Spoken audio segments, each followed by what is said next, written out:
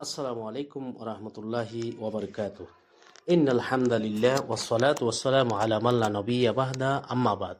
সুপ্রিয় দর্শক, মানাহিল টিভির পক্ষ থেকে আপনাদেরকে স্বাগতম। আজকে আমি একটি বিষয় নিয়ে আলোচনা করব। বিষয়টি হলো মহিলাদের ইদ্যত পালন সম্পর্কে।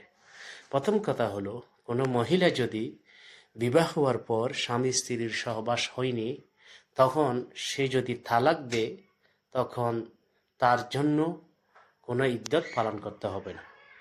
আর যদি সহবাস হয়নি, ওইরকম মহিলার যদি স্বামী মারা যায়, তখন 4 মাস 10 দিন ইদ্যত পালন করতে হবে।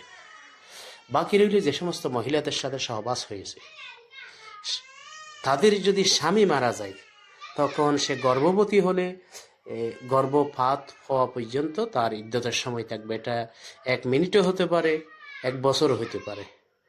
আর সহবাসকৃত মহিলা, তার যদি স্বামী মারা যায় কিন্তু সে গর্ভবতী নয়, তখন তাকে 4 মাস 10 দিন ইদ্যত পালন করতে হবে।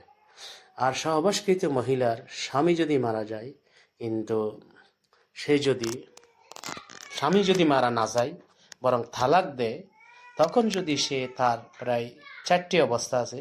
একটি হলো সে গর্ভবতী হবে। যদি গর্ভবতী হয়, তাহলে গর্ভপাত হয়ে গেলে তার ইদ্যত শেষ হয়ে যাবে। আর যদি তার সহবাসকৃত মহিলা, তার স্বামী তাকে তালাক দিছে, মাসিক আসে, তাহলে 3 হাইজ শেষ হলে তার ইদ্যত শেষ হয়ে যাবে।